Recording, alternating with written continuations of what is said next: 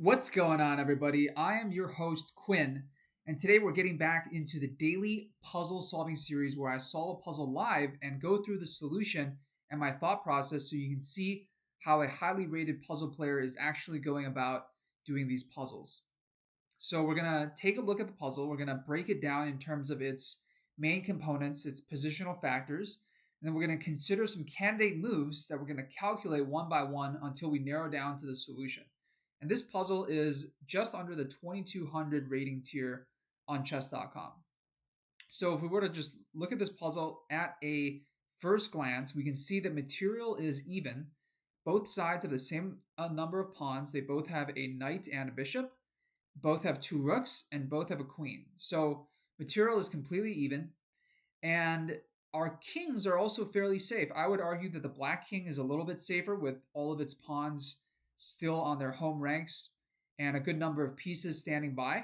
The enemy king is more exposed here, especially along this diagonal, but um, it's not really susceptible to a huge amount of attack either because most of our material here is on in the center of the board / on the queen side. So I would give our opponent maybe like an 8 out of 10 safety. I would give ourselves a 10 out of 10 in king safety. Probably not going to play a huge factor. Maybe we can throw in like a check for a fork here and there, but a checkmate is definitely not something that we're going to be focused on in this puzzle. Looking at elsewhere in the position, there is a pin right now going on the C file. So if the knight were to move, we would win the enemy queen, which makes this knight vulnerable to attack potentially. We currently have two pieces that are barreling down on it, and he's got two pieces that are defending it, including a bishop on b2. So we can't take it right away because we would be losing material in that square. We could choose to add a attacker to that square with a move like knight to d5, hoping to exploit that pin, and that would be one of our candidate moves. Another thing to notice about this position is that there is a mutual attack, so both pieces are attacking each other, of the rooks down the d file. So another candidate move we could consider is rook takes d4, followed by pawn takes d4 by white. So that is another forcing sequence. He can also take our rook with a check, and we can recapture in three different ways. Probably best in order to maintain this attack on the c file is to recapture with the bishop.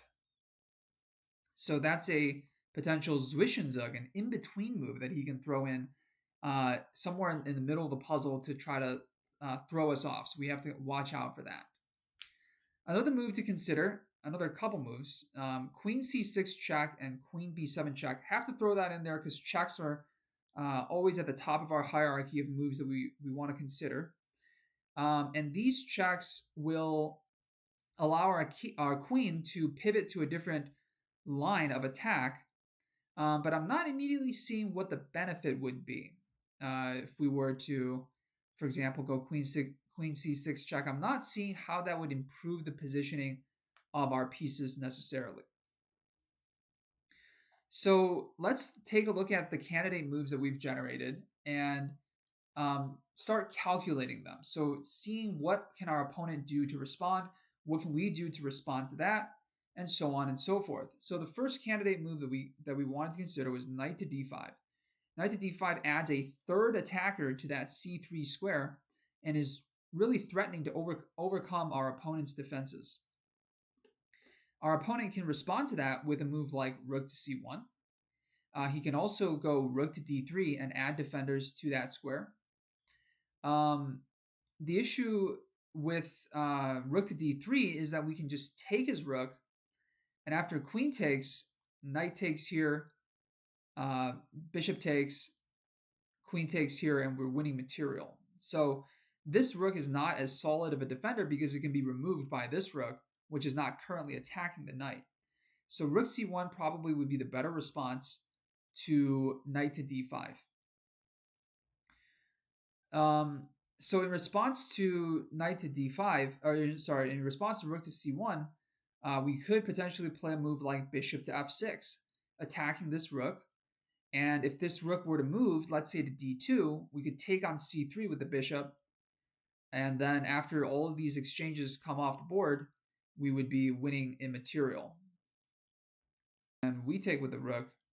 And this move, the problem with this is that it runs into rook takes d8, which is actually going to be a checkmate. So we have to be careful about the move order here and make sure that we're not getting mated at the end of this. So yeah, knight d5, rook c1 looks like a good variation to consider. So because of that line that we just considered with bishop to f6, we could consider taking this rook first, getting rid of that checkmate idea on the back rank, and then playing knight to d5. We still have the pin on the c file to work with, and let's say he plays rook c1 in that case, then we play bishop to f6, and I don't see a way that he can defend this knight even further. So that looks extremely strong to me. I'm just going to scan this position for any additional ideas. So we have, in that position, we will have 4 attackers on c3. He only has 3 defenders, and he doesn't have a way to add more defenders. So it looks like we're completely overwhelming his defenses, and we're going to be crashing through on c3. Is there a counterattack that he can use, or some sort of a gain of tempo maneuver? He can't do anything with his knight, because if he moves his knight, we take his queen. That's been established.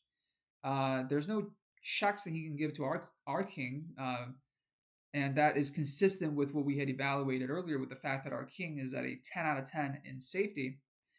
And the bishop also can't really do anything because it's blocked by this knight. It's sitting pretty passively on b2. And there's no counterattacks that he can bring onto our queen. And after rook takes here, we've gotten rid of the potential counter-attacking ideas down the d file. We've actually closed the d file entirely. And there's nothing going on down the e file because of our nice pawns, the nice pawns here, the e3 pawn, the e6 pawn, that are blocking the path of his rook on e1. So I'm ready to make this move. Let's jump right into it. Okay, so that is the correct first move. And then now I'm thinking knight d5 has to be played in order to exploit this weakness on c3. Let's go for it. And he goes queen to b3. So he's breaking that pin and preparing to get the knight out of trouble by taking on d5. And here's, I think, where we have to capitalize immediately by playing knight takes c3. So I'm actually a little bit curious about that as to why he didn't play rook c1. I guess if he were to play rook c1, we could take with the knight and he takes with the bishop. And then if now bishop f6, how would he get out of that pin?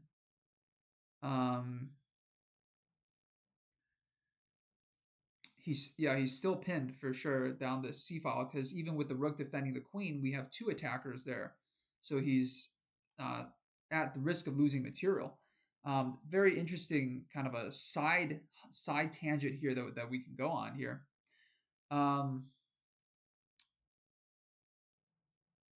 So what can he do to fix this position? It may be the case that there's nothing he can do, and we just take on d4 no matter what as the next move, and we're going to be winning that bishop on c3. So I think that's what's going on. We can take a look at the analysis later to figure that out. But let's take a look at the main variation here with queen to b3. And again, because he's threatening to just take here with the knight and end our ideas of winning the knight on c3, I think we have to take on c3. And I think maybe he's planning to play rook c1 after this to pin the knight.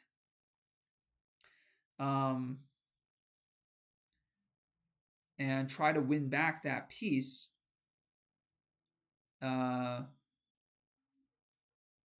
In which case, we would have to find a way to get the knight out of trouble without running into the issue of rook takes c7. We can't move the knight out of the way and still attack his queen. and he's threatening to take the knight with his rook or his bishop. After which he just straight up gets the piece back. Um, but what we could potentially do after knight takes c3, rook c1 is play a move like queen b7 check. So this comes back to the idea that we had earlier, where the opponent is his king safety is an 8 out of 10, right? So he still has some issues there, and we can use this check to whoops, sorry. That always happens. I'm not sure why. My mouse must be like slipping over there. Queen b7 with the check to g2, getting our queen out of the way of that c-file pin, and then in the immediate next move we can move the knight back to d5 or even b5, and then our rook here is protected by the queen, so there's no longer a pin down the c-file. So I think that looks good. Let's venture forward. Okay, so he just takes with the queen, and so we're just going to trade off here and end up a full bishop. So that was a great puzzle. Let's take a look at the analysis just to go over some of these ideas that we were taking a look at to see if they have any significance. So according to the computer, the best move here is to play rook takes d8 check. And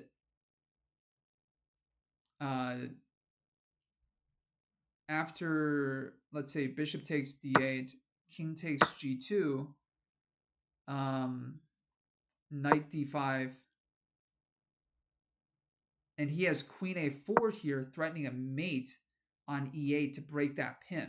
Okay, so that's how he gets out of trouble in that variation. And if we were to recapture here with the rook or the queen, we would be giving up an attacker on d5.